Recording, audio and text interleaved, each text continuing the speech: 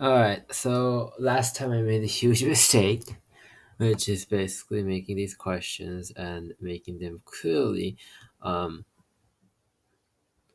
impossible. But I think they're fine. What I'm going to do is move on and make a new question that's a little bit better than the last time, and it's fine. Um, so over here, I'm going to go for fractions because in Algebra 1, you actually do revisit fractional things. Amazing, right? We always review this, like, and review it, I believe. And the way they learn it is, well, I hope the timetables are learned because if I'm not correct, algebra is literally the process of learning you know, numbers. So by that I mean like replacing a variable with a number and figuring things out or something like that. And numbers are, what I'm basically saying is that you learn algebra one from fifth grade to basically ninth grade. But if you think about it, algebra two is just another add-on, a more advanced form of algebra, and then that turns it into like, well, that's just, you know. So you learn it basically to like, if you're a regular student to junior, but if you're not, probably to sophomore year. Weird, right? I don't know. I'm just a evil person that loves doing this. Yeah, I seriously am. I'm just an evil kid that loves making these problems.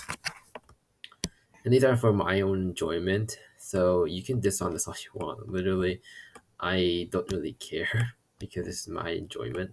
Like, I love making this thing. So let's start with this thing. This is a circle. We have six of them. And the basics of this is like, oh, you have one slice, but to tell you the truth, the only reason I think we do this because I haven't seen these problems after, you know, in forever. The only reason we do this is because it's easy to actually learn it this way because that's intuitive. You count them one, two, three, four, five, six, and with the one on top, and we learn the numerator and the denominator that way. And the reason for that probably is because it's easy for a kid to infer what they're talking about. Oh yeah, we also will talk about angles here, and we'll talk about 360 degrees probably. Um, but the only reason we do this is because it's so intuitive to a person. Like, oh, I can visually see it. That's why we also learn. We also learn it this way too. Oh, wait a second. That's bad. One, two, three, four, five. Pretend that's all equal in area.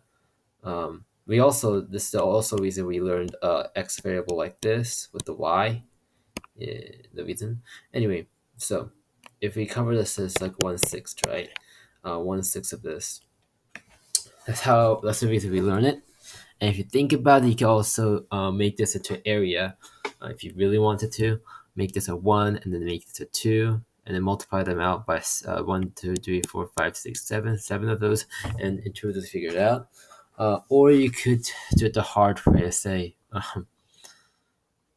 By that, I mean like literally have this formula up and running.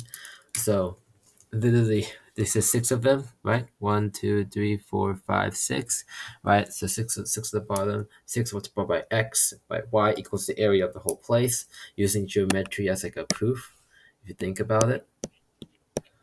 And then you get area of this, and these two cancel out, therefore leaving you with 1/6. Therefore, that's intuitive, but most likely as a kid, we'll learn it as, it looks like you could put numbers inside of it and make this a 6, or then you multiply it as long as you know multiplication. Or we'll intuitively do it by looking at this and saying, this looks like the same size as this, and that's how you learn it. It's more intuitive. That's the only reason we use it, and we would define each of them as equal to area equal to each other, and that's why we learn it that way. Intuitive, simple.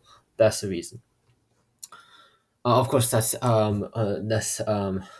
you knowing multiplication first, which is the way we learn it is to a table, and the way we learn it is actually like this. We learn one, two, one, two, and we count the inside of it and four, and that's more intuitive. We're making a box, and that's how we learn 2x, and 4x squared by counting what's inside of this. So that's how we learned it.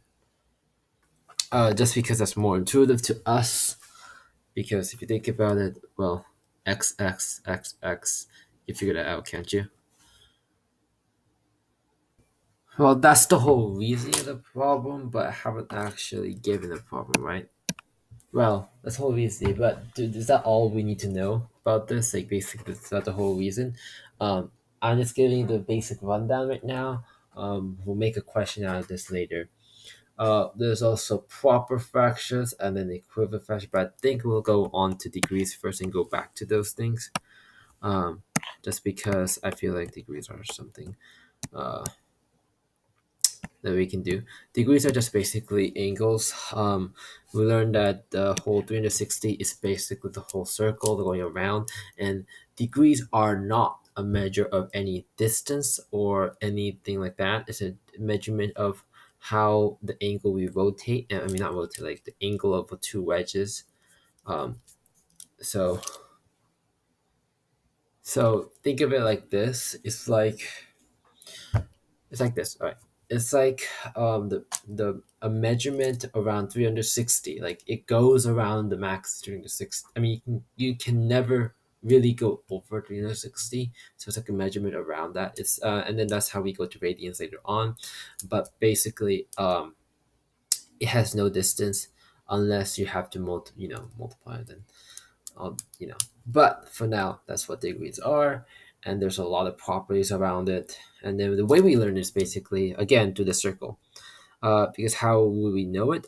We said that these are all equal to each other, and then we have 360. We just state as a fact, and we say it's a unit because it's like a unit measure. Any unit measuring a certain distance is like that. It doesn't really have a way to, you know, intuitive because it's man-made. Humans made it. I mean, it's arbitrary to why 360.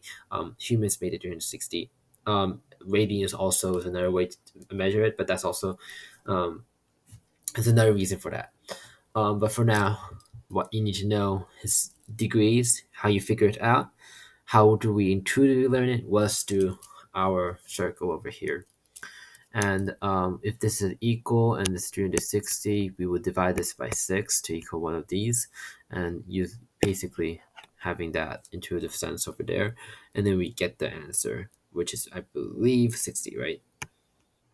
Because 60 multiplied by 6, and then we would double check it by doing this. Because multiply and division is the same thing, and we all know that, right? So that's the basics of this whole jumble mess, and how we learn it. Basically, how we learn it, but this is none of the question making. I'm just saying this because that's the background information that I would give to anyone. Let me clean this and I'll come back. Now, the whole point of this place is actually just to make questions, not to actually explain the content. But, you know, I explained the content for the previous one, so I thought, why not? It's fast, easy, simple, and we can do it.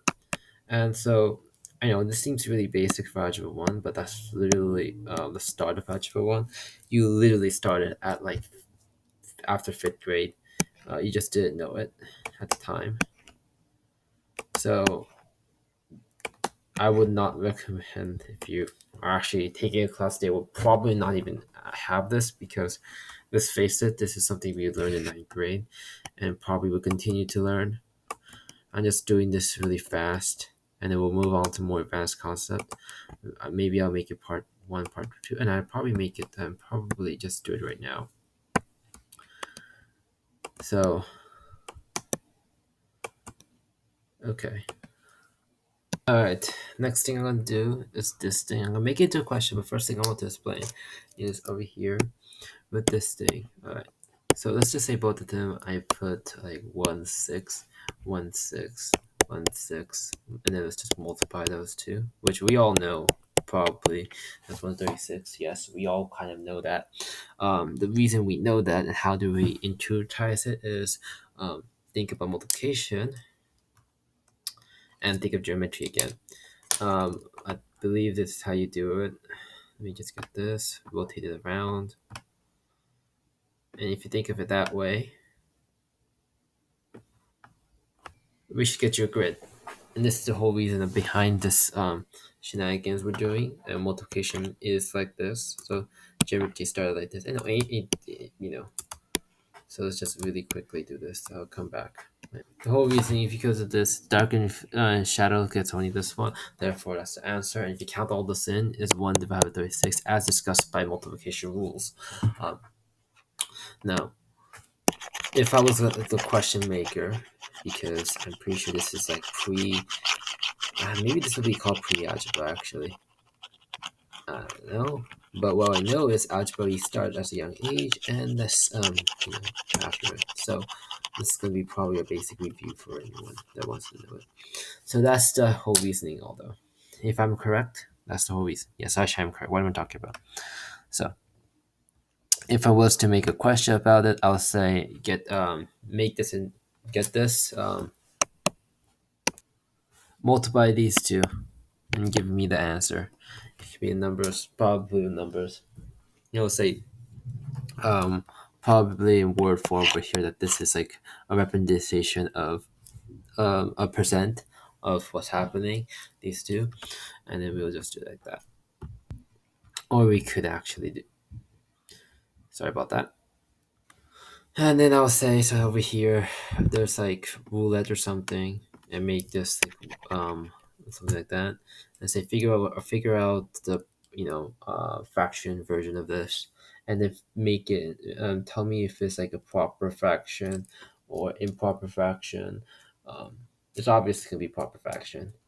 Um, that's all. There's also the rules we'll go into, but I don't think. Actually, why not? Why not just talk about it right now? The rules are basically just things you should know. I mean, you can figure it out. I mean, you can actually tell if they're not equal to each other. But yeah. So if you do 6 multiplied, you have 6, 5. That's okay. That just tells you there's more than that, but it won't work for percentage. You cannot do that for percentage. That will only work for the actual stuff in there. Another rule we need to talk about is that don't get confused. If I multiply something by 1, you can change that 1 to 5 divided by 5 and make it into 510. They would equal each other, but do not add. Add is bad. So that probably some kind of trick question you can do. I don't see a lot of trick questions for this, to tell you the truth. So that's the basics, and if you want to follow them, go ahead. It's all of the internet on this particular subject. Fractions are simply something that everyone struggles with, and usually the way they are taught is important because this thing you need to actually see it, and actually learn the way by seeing. By the way, you should actually explain to them that this means let me get a pen. This means multiplication. They probably don't know that these are same, and we never use x because that confuses us with this. I didn't know it like this, but in America we actually just know it like this. So it doesn't really matter. You can do whatever you want for denotation s, but we use that a lot. So we never actually use that for multi. I mean, we can. It's just a pain. And let's move on to the next subject because this is now, I think, most of the basics. Now we should go on to the other stuff. Now, over here, there's there's a few properties of it. And how long is this? I'll stop here. Um, Next time I'll talk about the properties of percentage. I think this is pretty basic for everyone else, but what I mean by that is this is the basic outline you would need. Um, and then we'll go into the ratios because they're pretty much the same thing, and percentage are the same thing too. And after that, we have pretty much we'll explain back this again because this is a little bit of a mess. All right, see ya.